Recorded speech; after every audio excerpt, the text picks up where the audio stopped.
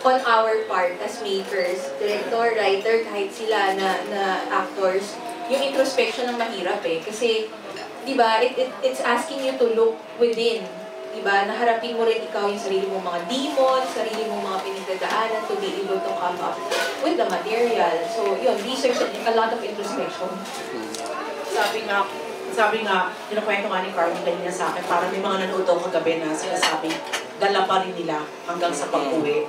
Diba? So it went beyond the kilig. And Carmen was sharing that, you know, as she said, in perspective, yung pelikula, kasi parang ang complex na harapin mo yung sarili mo at mapatawad mo patanggap ito, which is the character really of Ellie and Mia, that what they went through sa pelikula. So ano naman ang mga preparasyon ng yung dalawa? Especially yung role ni Catherine, actually I find it very heavy. Sobrang heavy. Sobrang bilit, yan ang kanyang role. Yun, kasi parang si Mia, sabi sa akin nila Ate Corms, ako daw yung mag-represent ng mga millennials nga na usually ganun yung mga ka-age ko po ngayon eh. Ang dali nila sumuko, ang daming doubt sa sarili, parang practice silang may mask, hindi nila pinapakita kung ano talaga nararamdaman nila. So, nakatulong din siguro na yung sa sakto rin po sa age ko, so alam, parang medyo na-gets ko talaga kung paano si Mia. Pero hindi namin siya agad na templa. Kasi at first po, hindi dapat ganun si Mia. As in, ang layo sa naging Mia. So nakailang revisions po sila before kami pumunta sa Barcelona. Una perky. Yeah, perky. Medyo, basta, perky, yung kung anong minahal natin sa kanya sa Gangster, sa kay Chichay, sa Got to Believe. So medyo ganun. And then we revise. At so, ginawa namin real. Yeah, ginawa namin real. Tapos nung nabasa ko yung revise na rin, sabi ko, mas naramdaman ko. Tapos parang mas hindi ko pa talaga yun nagawa. Kaya, ayun, yung sa character ni Mia talaga while doing the film, kasi ang dami niya dapat kita mo sa mata niya, na kunwari kahit masaya siya, kita mo yung lungkot, hirap niya gawin talaga. As in, naku, lahat ng pang-motivate ko nagawa ni Ellen dito. Ang daming mga narinig mo yung pagsaset sa mic, sa mahiwagang mikropono.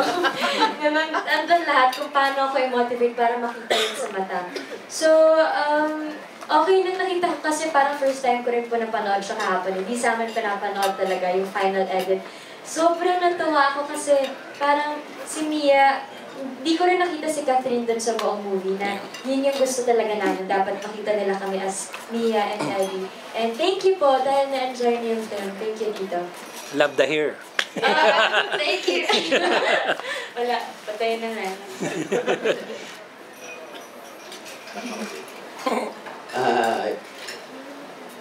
Yun nga po, yung kay, I think, isa rin yun sa mga goals namin na hindi talaga makita yung Daniel at Catherine dun sa movie, and yun yung talagang trabaho namin.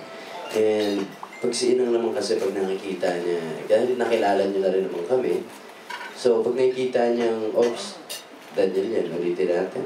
So, lagi talagang bantay sarado siya. Kaya, I think, kaya nag-work din. At saka kilala nila yung characters nila. Sobra nilang inaral, sobra po nilang, they live with their characters. Alam nila, it would always be a discussion, and kumbaga parang nag-explain pa lang, pinag-uusapan pa lang namin kung ano mangyayari sa eksena, nakikita ko na sa mga mata nila na nararamdaman nila. So yun. Thank you po and congratulations again. Thank you po. Tapos ang laki po nun nahugutin nila talaga sa kaloob-looban. Kasi pag nakikita ko sa monitor na parang hindi ko pa nararamdaman, wala pa sa mata. So, they worked on that. Maraming salamat po, sir. Susunod na question ay magmumula naman kay... Try ho, antipin mo. Bakit isa lang naman ang microphone dito? Ako na lang po hindi Okay. Ito na ate. Hi, good afternoon po. I'm Grace of My So-Called Life. Ang question ko lang kay Catherine and DJ. Ano yung biggest challenge of portraying your role as Mia and Ellie?